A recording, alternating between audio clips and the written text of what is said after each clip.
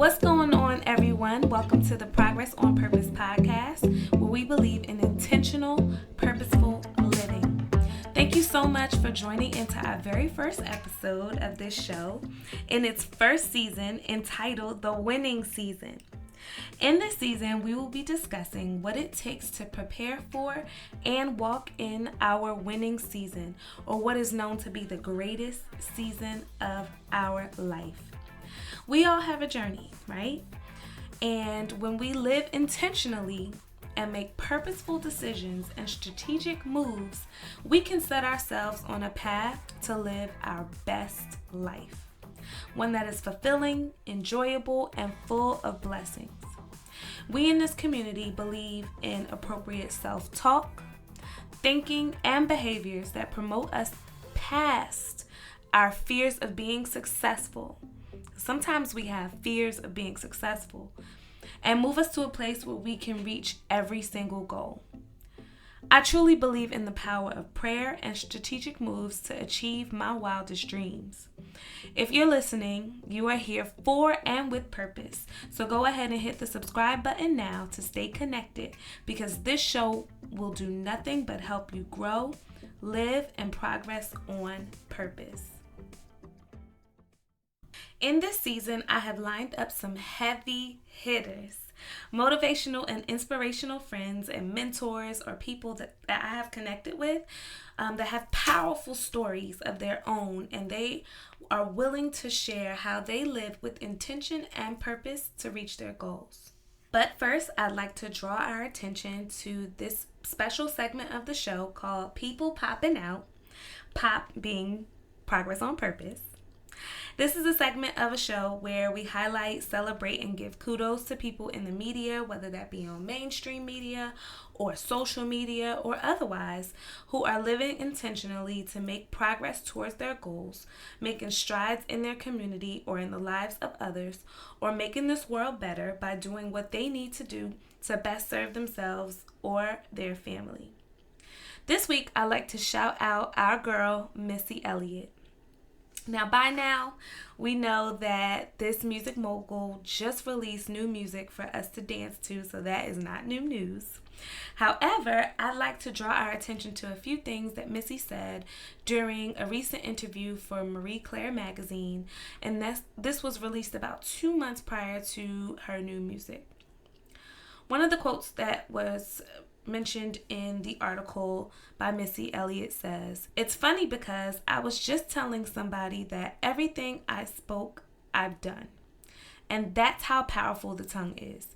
I used to sit in the house and act like I was having conversations with Janet and Michael and Madonna and whoever.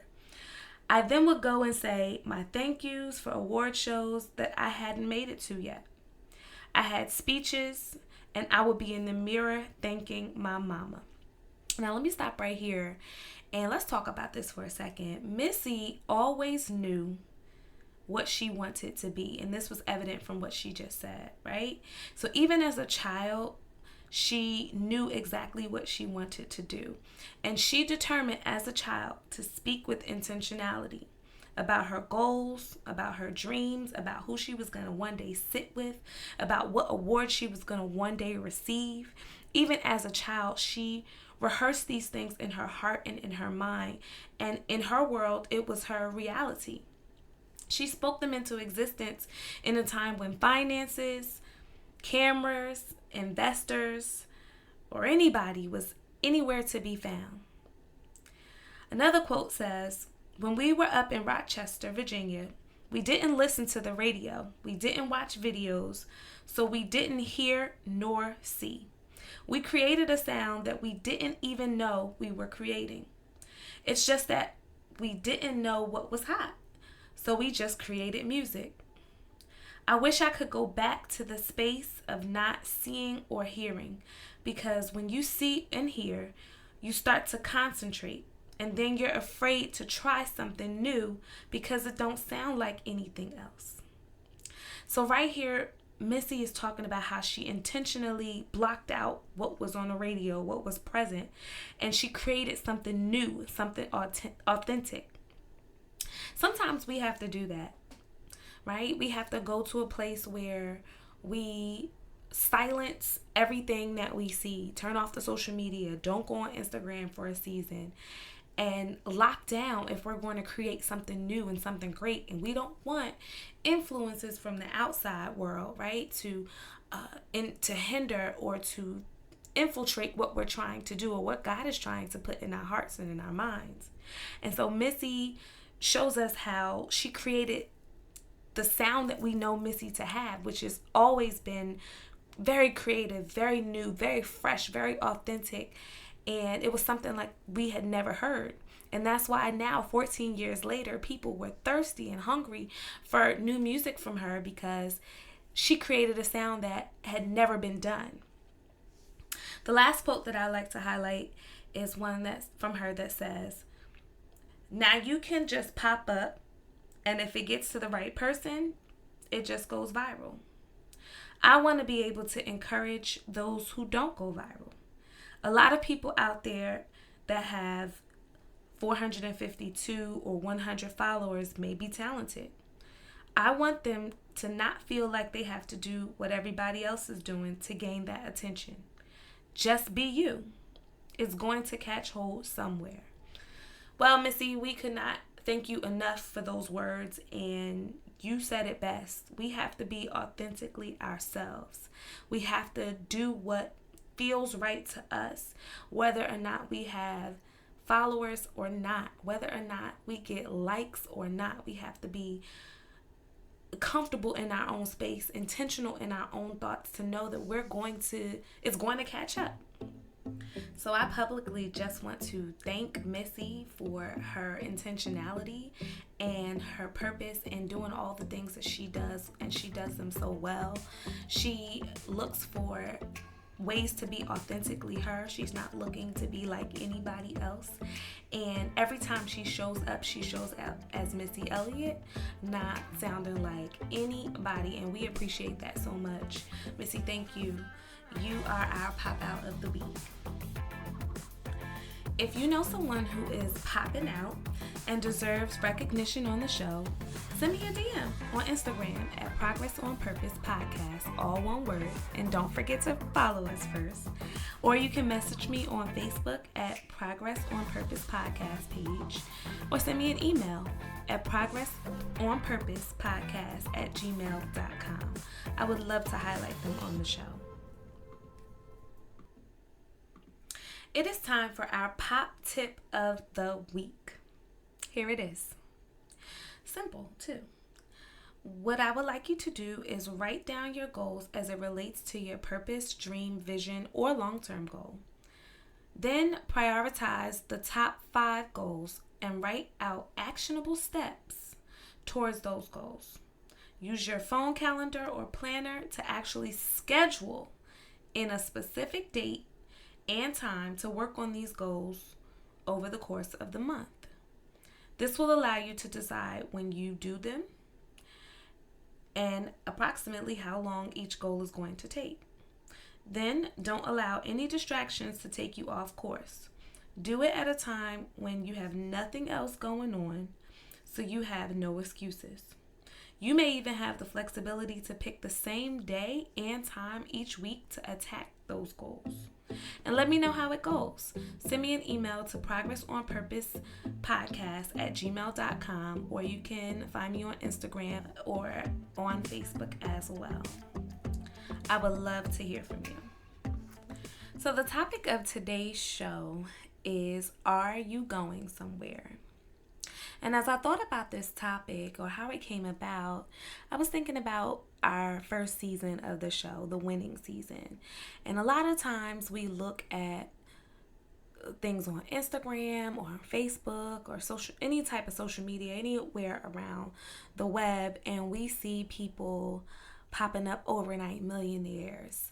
We'll see people coming out with music, and all of a sudden they have all these likes and views, and they just blow up. And to the average person, it makes us feel like, well, dang, what am I doing? I'm working hard, my 9 to 5. I'm doing what I got to do to feed my family, but I don't feel like I'm going anywhere. I don't feel like I'm winning. I don't feel like I'm making an impact. And so I thought about talking about this topic today because I have to let you know that you are going somewhere. You are doing something great, but let's get into it.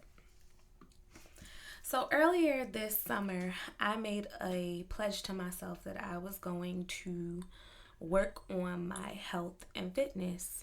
And I live not too far from a track. And so I said, you know what? I'm going to wake up every day and I'm going to get on that track. And I hadn't been on a track in years. But I always knew that from my past experiences on the track, it was something that I love to do. I love the way it feels when I'm running on the track. I love having other people around me running on the track. And to me, it was just a great space to be in. So I get on the track. First, I'm walking. And I'm like, okay, I'm going to walk 4 laps because those 4 laps is going to be a mile. And I'm going to take that mile and I'm going to go home. So I do my mile and I go home. And I repeat this process for about a week. The next week, I paired up with my best friend and we said we were going to go running together. Now, yes, you heard me correctly. I said running. I hadn't run in a long time. However, my best friend was running. I'm going to run too, right? So we meet up at a park and we start out walking. We set out our Apple Watches so that, we could track our workout. And we start out walking for the first quarter of the mile. And then we take off and we start running. Now, the first time we started running, now mind you, we had never run together. So I'm running and I'm trying to keep up with her pace. And she can talk and I'm like, barely keeping it together. And so eventually I'm like, okay, I'm going to try to keep up for as long as I can. I'm going to push myself and then I'm going to stop. And so I did. I stopped and I started walking. And when I started walking, she stopped and started walking with me. Then we walked for a little bit further. Then we started running again. She's like, all right, let's go. I'm like, okay, let's go. Let's go. So we make it to the first mile. And I'm like, okay, we did a mile. Took us about 15 minutes between walking and running. We good to go, right? We could go. And she's like, what? No. She said, I give my body an hour. I'm like, oh, that's nice. You can give your body an hour, but I'm done. I did my mile. I'm good. She's like, no, come on. Let's go. Let's keep going. So I'm like, ugh. All right. So I said, but I'm going to have to do it at my own pace. She's like, yeah, absolutely. So I start running with her because, start strong, right? Started running with her. Had to walk at certain times because my calves are locking up. My thighs is changing. Ankles getting crazy. And I'm like, all right, I'm going to keep pushing, but I got to do this. I have to do this my way. So eventually, because she's used to doing her normal routine, she's way ahead of me. And I'm talking to myself, trying to get through the lap, trying to finish. And eventually, I do. So I get over to the other side where we first started. And I'm like, all right, we good, right? Let's go. She's like, I told you I give myself an hour. This has only been, at that point it had been like 2.5 miles. And she said, I normally run between 4 and 5 miles. I'm like, oh, okay. She's like, come on, you start strong, you end strong. I'm like, but I'm done. This is all I could do for today. And she's like, I don't think so. I think you can do more. Let's go. So I continue running with her, continue walking and running with her because I didn't do the whole thing running. But it brought great revelation to me in terms of just motion in general and how I think about whether or not I'm moving, I'm winning, I'm going somewhere with the thing that I intended to do. First thing it made me think about was my original goal, right? So I had, prior to running with her, I was set on doing a mile, and I was good with my mile, and I'm happy about my mile. In this workout, send it out to all my friends who I share my workout with, and I'm like, I'm doing it, y'all. And one of the things that I learned by going with her was that I could push myself a little bit further with the right encouragement in the right environment. I can push myself a little bit further. And I'm grateful to know that I have people around me.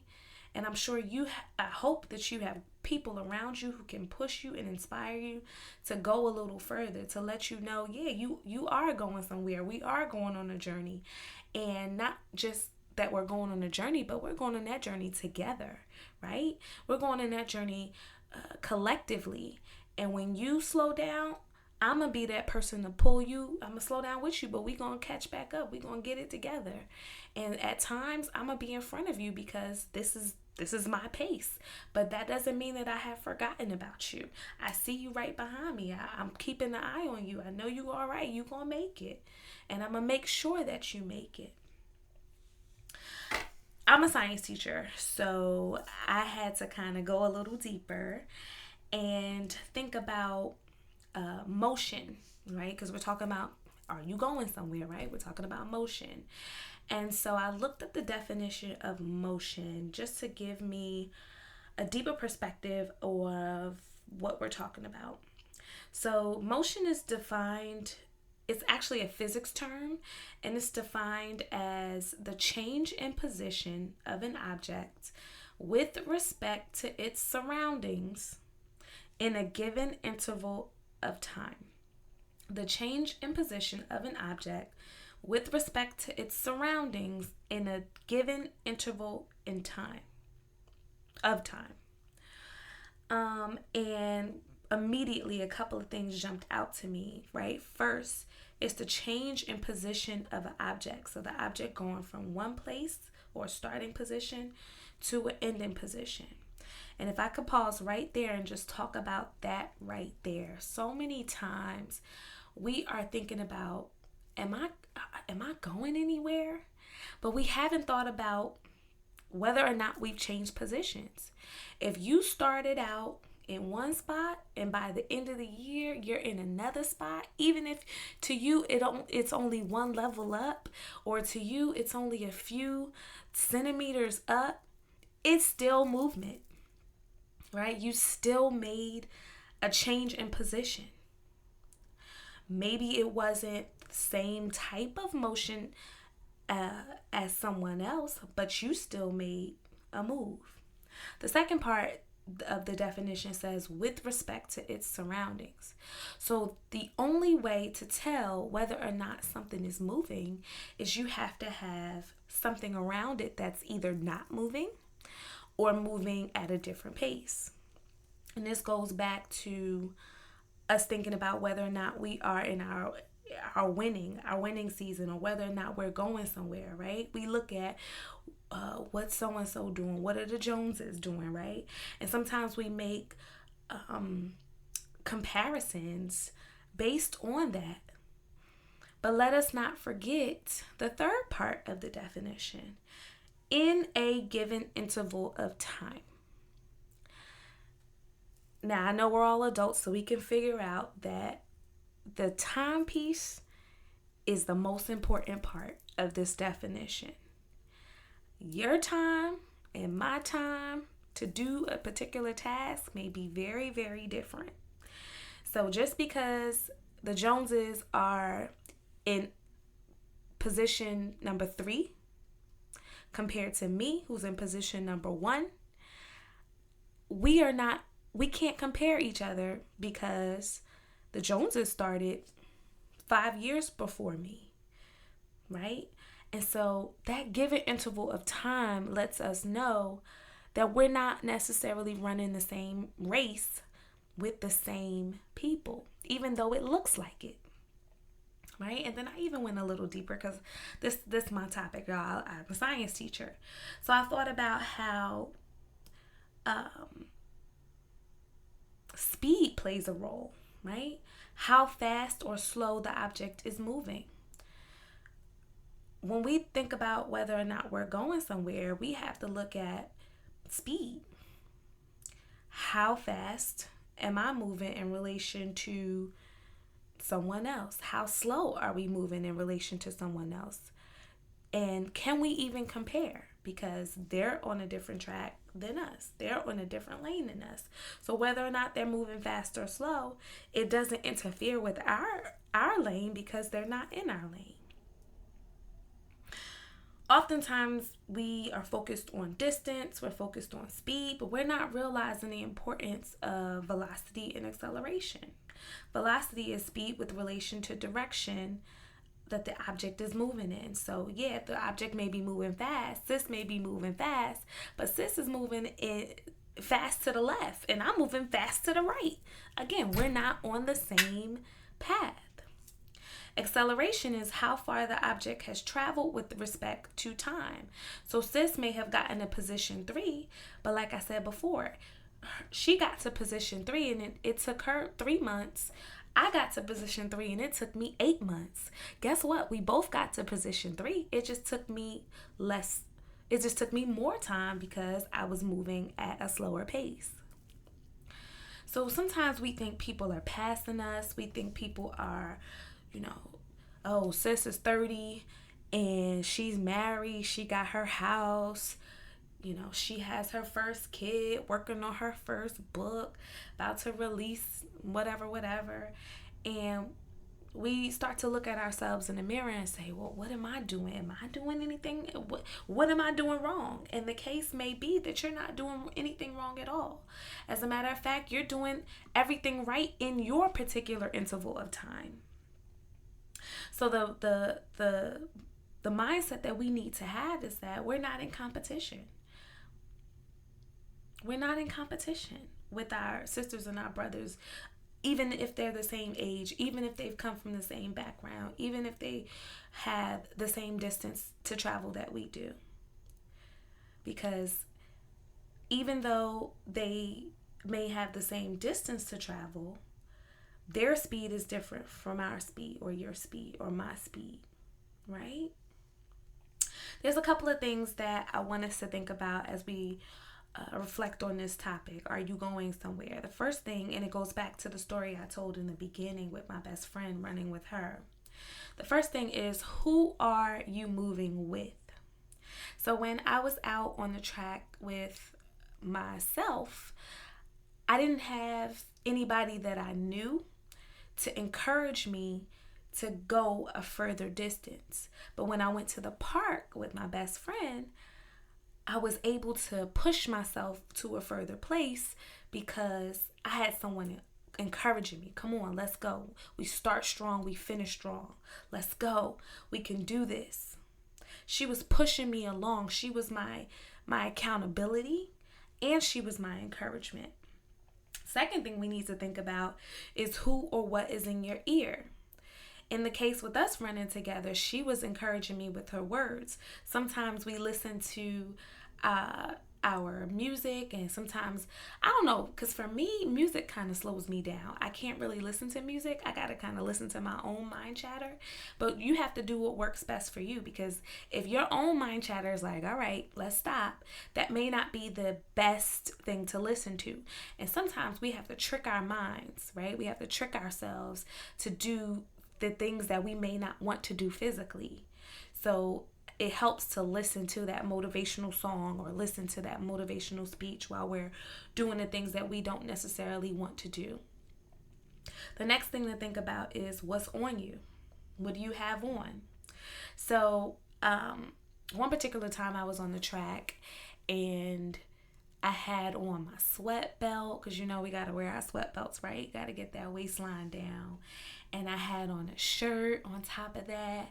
And I had on a hoodie on top of that. Mind you, it's about 72, rising up to 80 degrees. And I'm running. I get through the first lap. And I'm like, whew, I'm tired. I'm winded. But I know I could do more. And so I realized it wasn't that I was tired, I was just hot. And so I took my hoodie off, and all of a sudden, I was rejuvenated. So I had to relieve myself of some restrictive clothing in order to be free, in order to run a little bit longer. And so the thought is that we got to think about what's on us that may be preventing us from going a further distance, from moving without restriction. Sometimes it's the people around us. Sometimes it's the thoughts that we have and the thoughts that we think about whatever it is that we're trying to do. Maybe we're unsure of ourselves. Maybe we have insecurities, and we have to be observant enough to realize what they are and then address them, release them, remove them. The next thing to think about is what's in your heart.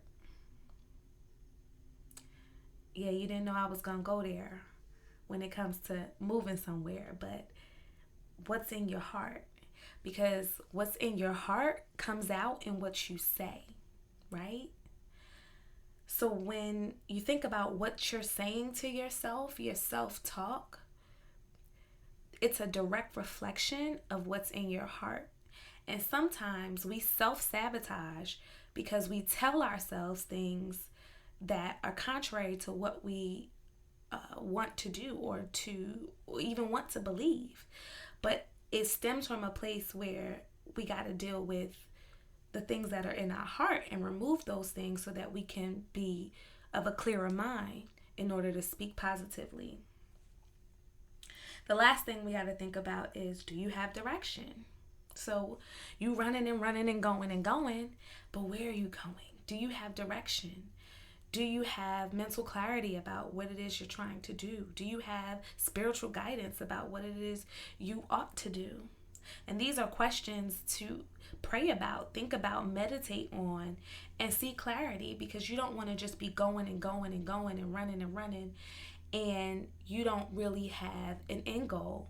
You don't really have a clear direction. I mean, there are going to be some times when, we all go through those things where we're just doing and going just to keep up and to stay alive and to do what we have to do. But at some point in our lives, we have to pray for direction. We have to seek God for direction and really address what it is that we are here for. What is our purpose? And once we have that direction, once we have that purpose, we can move appropriately. So here's the meat of today's point. Your assignment is on its own timeline, and you can't compare your motion to someone else's. Progress on and in the purpose of your assignment. Set benchmarks to measure your own progress based on the goals that you have set for yourself. And once you get clarity about those goals, you're going to be able to fly. You're going to be able to run. You're going to be able to move without hindrances because you'll have clarity. One of my favorite stylists, Stylist Jay Bolin, posted the other day on Instagram. He said, "I may not be there yet, but I'm closer than I was yesterday." And that should be our goal, right? That every single day we're operating in a space where we are moving towards our end goal. We may not be there yet, but we're closer than we were yesterday. So the question is, are you going somewhere?